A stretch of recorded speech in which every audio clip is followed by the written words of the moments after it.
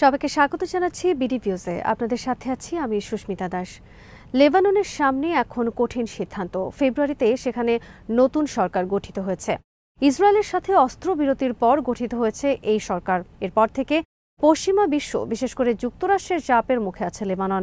এই দেশগুলো হিজবুল্লাহকে অস্ত্রমুক্ত করার জন্য নতুন সরকারকে চাপ দিচ্ছে। হিজবুল্লাহর কাছে এখনও অস্ত্র আছে, যদিও লিটানি নদীর দক্ষিণ প্রান্তে হিজবুল্লাহর অধিকাংশ সামরিক স্থাপনা এখন লেবানিজ সেনাবাহিনীর নিয়ন্ত্রণে রয়েছে, কিন্তু নদীর উত্তরে হিজবুল্লাহর কাছে এখনও অস্ত্র সরঞ্জাম আছে। বিস্তারিত থাকছে হায়দার সাইফের প্রতিবেদনে।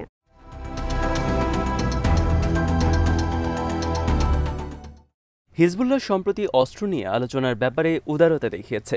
এটার অর্থ এই নয় যে পুরো অস্ত্র সম্ভার তারা সেনাবাহিনীর হাতে তুলে দিতে চায়। এদিকে লেবাননের কর্তৃপক্ষ হিজবুল্লাহকে অস্ত্রমুক্ত করার জন্য জোর দিচ্ছে। জানুয়ারিতে নির্বাচিত লেবানিজ প্রেসিডেন্ট জোসেফ আউন তার অভিষেক বক্তৃতাতেও এই ইঙ্গিত দিয়েছেন।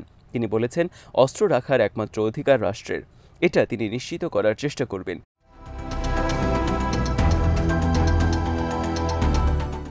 এদিকে প্রধানমন্ত্রী নওয়াফ সালামের নেতৃত্বে গঠিত সরকারেও পরিবর্তনের আভাস পাওয়া গেছে। 2 দশকের মধ্যে প্রথমবারের মতো মন্ত্রী পর্যায়ের বিবৃতিতে সশস্ত্র প্রতিরোধ শব্দটি বাদ দেওয়া হয়েছে। গত মাসে সালাম এমনকি এটাও বলেছেন যে মন্ত্রী পর্যায়ের ঘোষণার পর হিজবুল্লাহর অস্ত্রের ব্যাপারে সরকার আগের অবস্থানে আর নেই।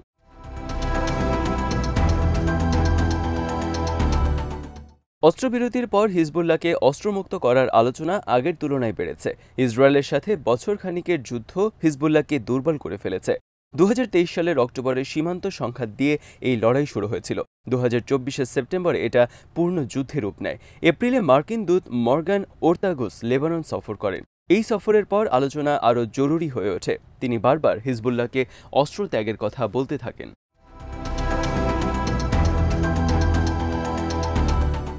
ইসরায়েলের সাথে হিজবুল্লাহর যুদ্ধটা ছিল ভয়াবহ। 2023 অক্টোবর থেকে 2024 নভেম্বরের মধ্যে লেবাননে প্রায় 4000 মানুষ নিহত হয়েছে। এমনকি অস্ত্রবিরতির পরও ইসরায়েল বিমান হামলা করেছে। দক্ষিণ লেবানন, বেকা উপত্যকা এবং বৈরুতের দক্ষিণে শহরতলিতে এসব হামলায় কয়েক ডজন মানুষ নিহত হয়েছে।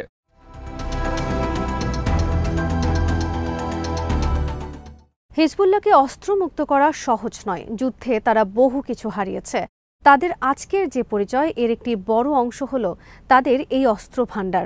হিজবুল্লাহ বলেছে, অস্ত্রবিরতির শর্ত অনুযায়ী লিটানি নদীর দক্ষিণ অংশে তাদেরকে অস্ত্র পরিত্যাগ করতে হবে। নদীর উত্তরাংশে অস্ত্র রাখার ব্যাপারে কোনো বাধা নেই বলে মনে করে তারা। কিন্তু যুক্তরাষ্ট্র আর ইসরায়েলের মনোভাব আলাদা। তারা চায় লেবাননের সব জায়গাতেই অস্ত্র পরিত্যাগ করুক হিজবুল্লাহ, আবার সেটা করতে হবে দ্রুত। ইসরায়েল এমনকি এজন্য হুমকিও দিয়েছে হিজবুল্লাহকে, বলেছে এটা করা না হলে তারা হস্তক্ষেপ করবে। লেবাননের সরকার এখন সতর্ক। অস্ত্র পরিত্যাগের জন্য হিজবুল্লাহকে চাপ দেয়া হলে দেশের ভেতরে সংঘাত ছড়িয়ে পড়তে পারে। লিটানি নদীর দক্ষিণ অংশে হিজবুল্লাহর অবস্থানগুলোর নিয়ন্ত্রণ নিতে তেমন কোনো সমস্যা হয়নি, কোনো সংঘাতও হয়নি সেখানে। এর অর্থ হল সেনাবাহিনী আর হিজবুল্লাহ সেখানে মিলেমিশে কাজ করছে।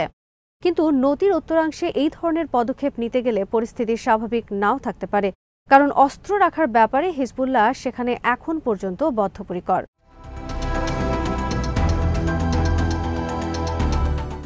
2008 সালে সরকার হিজবুল্লাহর যোগাযোগ ব্যবস্থা বন্ধ করার চেষ্টা করেছিল। হিজবুল্লাহ তখন পাল্টা আঘাত এনেছিল। তখন বেশ কয়েকদিন ধরে সহিংসতা হয়েছিল। এখন হিজবুল্লাহ আগের তুলনায় বেশ দুর্বল। যুদ্ধেও তাদেরকে দুর্বল করেছে। আবার ডিসেম্বরে সিরিয়া সরকারের পতনের কারণে তাদের সরবরাহ বন্ধ হয়ে গেছে। এই পরিস্থিতিতে হিজবুল্লাহ হয়তো একটা বোঝাপড়ার ব্যাপারে রাজি হতে পারে, কিন্তু এরপরও তাদের অস্ত্র জোর করে নিয়ে নেওয়াটা তারা মেনে নেবে না। সহিংসতা এড়ানোর একমাত্র উপায় হলো আলোচনা। সেটা লেবানন সরকারের সাথেও হতে পারে, অন্য কোনো দেশের মাধ্যমেও হতে পারে।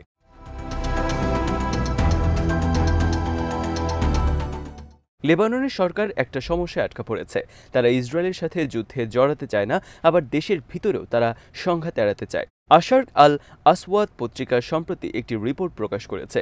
সেখানে বলা হয়েছে, প্রেসিডেন্ট আউন আর পার্লামেন্ট স্পিকার নাবিহ বেরি সরাসরি হিজবুল্লাহর সাথে কথা বলবেন। অস্ত্রের নিয়ন্ত্রণ যাতে এককভাবে রাষ্ট্রের হাতে থাকে সেটা নিয়ে তারা কথা বলবেন।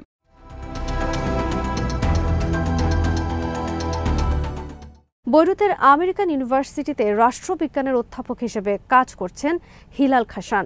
তিনি বলেন, আউন এবং সালামের মধ্যে খুব একটা দেখা সাক্ষাৎ হয় না।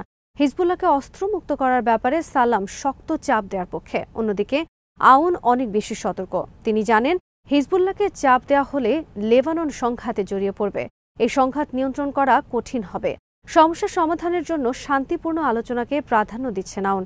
লেবানিজ আমেরিকান ইউনিভার্সিটির অধ্যাপক ইমাদ সালামিও এই ধারণার সাথে একমত। তিনি বলেন, হিজবুল্লাহ এবং তাদের সমর্থক ইরান 2008 সালের তুলনায় এখন অনেকটাই দুর্বল। সরকার জানে হিজবুল্লাহর সাথে সংঘাতে যাওয়াটা ঝুঁকিপূর্ণ। তারা একটা ধীর প্রক্রিয়ায় এগুতে চায়, যেখানে সবাই নিজ থেকেই একমত হবে। সম্ভব হলে অন্য দেশগুলোকেও এখানে চুক্তিতে অন্তর্ভুক্ত করা হবে। সালামি মনে করেন একটি জাতীয় সম্মেলন হওয়া দরকার। লেবাননের নেতারা সেখানে হিজবুল্লাহর অস্ত্র পরিত্যাগের ব্যাপারে কথা বলবেন। সবার ঐক্যমতের ভিত্তিতে অস্ত্র পরিত্যাগের পর হিজবুল্লাহ শান্তিপূর্ণভাবে রাষ্ট্রের সাথে যুক্ত হবে।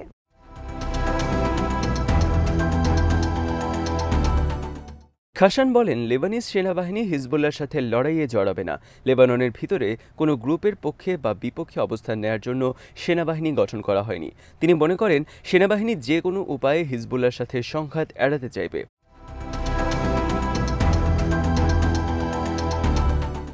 খাসান বলেন, হিজবুল্লাহকে অস্ত্রমুক্ত করার জন্য এমন সমাধান দরকার যেখানে লেবাননের বাইরের শক্তিও যুক্ত থাকবে। তার মতে এই সিদ্ধান্ত দেশের বাইরে থেকে আসলে ভালোই হবে।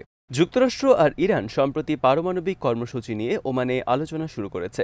মার্কিন প্রেসিডেন্ট ডোনাল্ড ট্রাম্প হুমকি দিয়েছেন, চুক্তি না করলে ইরানে হামলা করবেন তিনি। তার হুমকির পর দুই দেশেরই এই আলোচনা শুরু হয়। খাসান বলেন, মার্কিন ইরান আলোচনার ফলাফলের উপর নির্ভর করবে হিজবুল্লাহকে অস্ত্রমুক্ত করার ব্যাপারে লেবানন আদৌ সফল হবে কিনা।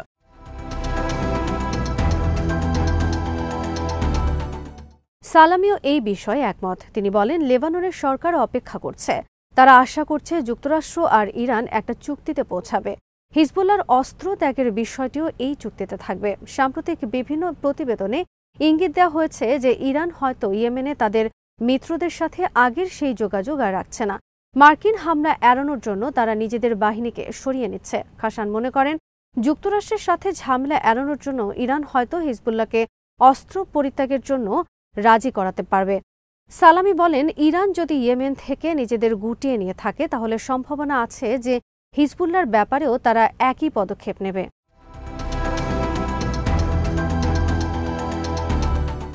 ইসরায়েল কি হিজবুল্লাহর উপর শিগগিরই হামলা করবে? সালামি মনে করেন, ইসরায়েল তাদের চাপ দেওয়াটা জারি রাখবে, কিন্তু মার্কিন ইরান আলোচনা তারা ভণ্ডুল করতে চাইবে না। ইরান দর কষাকষির প্রক্রিয়ার উপর নজর রাখবে। আলোচনার ফলাফলের উপর ভিত্তি করে তারা পদক্ষেপ নেবে। আলোচনা ব্যর্থ হলে ইসরায়েল হামলার মাত্রা বাড়াতে পারে। ইসরায়েল এরই মধ্যে বৈরুতের দক্ষিণাঞ্চলের শহরতলিতে 2 বার হামলা করেছে। হামলা দুটো হয়েছে 28 মার্চ আর 1 এপ্রিল।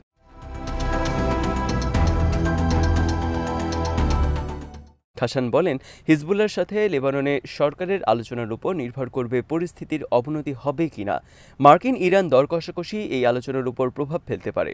শেষ বিচারে হিজবুল্লাহকে হয় অস্ত্র ত্যাগ করতে হবে অথবা আবারও যুদ্ধে নামতে হবে।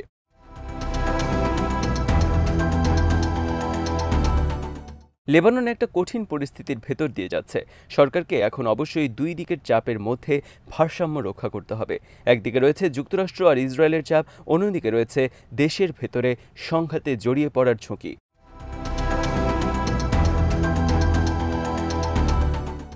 হিজবুল্লাহর অস্ত্র এখন তাদের জন্য বড় সমস্যা হয়ে দাঁড়িয়েছে। সমস্যা সমাধানে লেবাননের ভেতরে যেমন আলোচনা লাগবে, তেমনি দেশের বাইরেও আলোচনা চালিয়ে যেতে হবে। কিন্তু সামনের পথটা যথেষ্ট ঝুঁকিপূর্ণ। যে কোনো ভুলের জন্য এখানে বড় মাশুল দেয়া লাগতে পারে। আজ এখানেই শেষ করছি। সবাই ভালো থাকুন, সুস্থ থাকুন। চ্যানেলটি ভালো লাগলে সাবস্ক্রাইব করুন। সংযুক্ত থাকুন আমাদের ফেসবুক পেজে।